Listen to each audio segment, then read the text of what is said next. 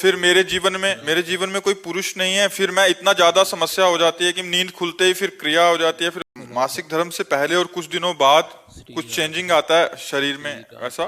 तो कह रहे कि काम की अनुभूति होती है महाराज जी, मतलब उसको मतलब ये पूरा उसका सिद्धांत भी है, यह है कि मासिक धर्म के एक सप्ताह के बाद जब पवित्र होती है स्त्री तो उसको वेदना होती है, और सिद्धांत भी है।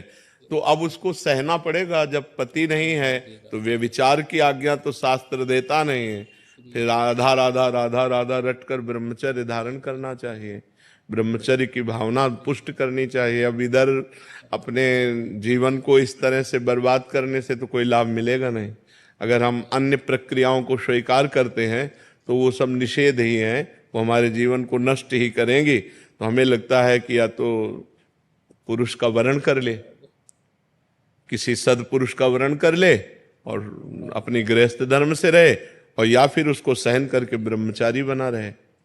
ऐसा नहीं है कि हमारे अंदर जैसा आवेश आया, वेग आया, हम वैसे ही कर ले। फिर तो हम में और पशु में अंतर क्या रह गया?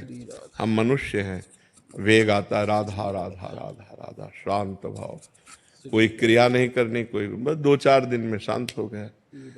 अगर हम अभ्यास करें तो 2 मिनट में शांत हो जाए। ठीक तब होता है जब ज्ञान हो जाता है। तो खूब भजन करो, ब्रह्मचर्य से रहो, भगवान से रो, कोई इधर उधर की क्रियाएं मत करो। और आजकल जैसे व्यवहार हो रहे हैं कि आज इस पुरुष से कल उस पुरुष से, ये मतलब बहुत गंदी बात है और इससे दुर्गति प्राप्त हो जाएगी। इसमें धर्म नहीं है, बिल्कुल पाप ही पाप आचरण है। बहुत संभल के, बहुत सावधानी से कदम बढ़ाओ, जिंदगी कहीं खतरे में ना पड़ जाए। अगर ब्याह नहीं करना तो ब्रह्मचर्य से रहो, ब्याह करना है तो किसी अच्छे पुरुष का भगवान से प्रार्थना करके, देख समझ करके उसको तब, शरीर को तब देना चाहिए जब आजीवन के लिए व्यवहार हो जाए। शरीर को नहीं देना चाहिए। हम दोस्ती कर सकते हैं, व्यवहार कर सकते हैं, लेकिन व्यभिचार नहीं कर सकते। हम तब तक शरीर को नहीं देंगे जब तक आप हमारी परीक्षा में पास नहीं हो जाओगे। खूब देख समझ करके, सुनकर, और जब शरीर दे देंगे तो आजीवन के लिए दे देंगे। ये डिवोर्स फिवोर्स ये हमारे सनातन धर्म में नहीं है। हमारे धर्म में है, एक बार समर्पित का हाथ मिलाया तो आजीवन निर्वाह किया। पीछे डिवोर्स आदि के शब्द ही नहीं थे। तो हमें लगता है गंदे आचरण करके जीवन को व्यर्थ में क्यों बर्बाद किया जाए, बहुत संयम से रहा जाए।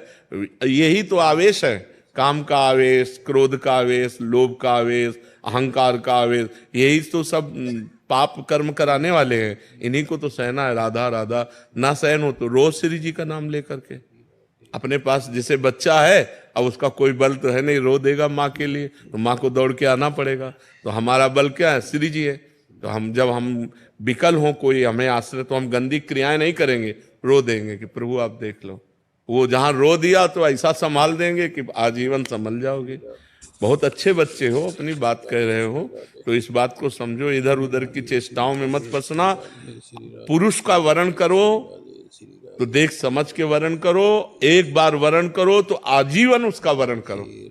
ये जो आजकल चल रहा है, सावधानी से चलो बच्चा, जीवन बहुत कीमती है, इसमें भगवान की प्राप्ति हो जाए ये बहुत उत्तम बात है। आपने अपनी मन की व्यथा कही हिम्मत करके सबके बीच में, इसलिए हम आपको प्रणाम करते हैं। बस आप अपने संयम से रहना, कोई चेष्टा इधर उधर मत करना, वो धीरे धीरे शांत हो जाए। जैसे आज हमको 100% जलाया और हम सह गए, तो कल 90% जलाएगा, फिर 80%, फिर धीरे धीरे धीरे धीरे फिर खत्म हो जाता है। बच्चापन से बाबा जी 13 वर्ष की अवस्था से, और जिंदगी में किसी माँ बहन को पीछे जब गंगा किनारे जवानी पूरी रही, अब तो इसलिए देख रहे हैं कि प्रश्न उत्तर बातचीत सब ऐसा नहीं, पर जिंदगी में हमने ऐसे नहीं देखा।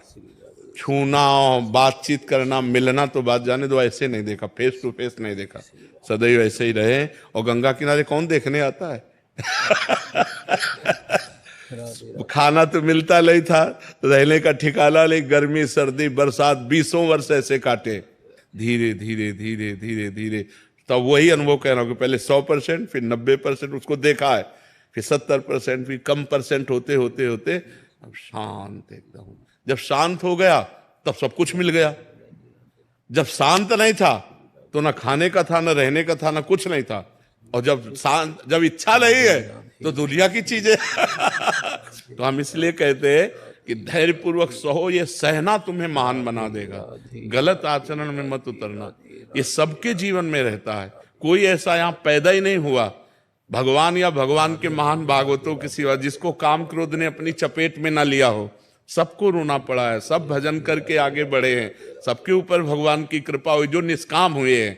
नहीं तो कितनी अपार सामर्थ है, नाम में अपार सामर्थ है। जिसकी जिह्वा में नाम स्मरण चल रहा है तो मन लगे ना लगे उसको फल अवश्य मिलेगा। निरंतर भजन करना है, मन लगे ना लगे तुम्हें इसकी परवाह नहीं करनी। जब अधिक समय तक हम नाम जपते हैं तो मन नाम में हो जाता है।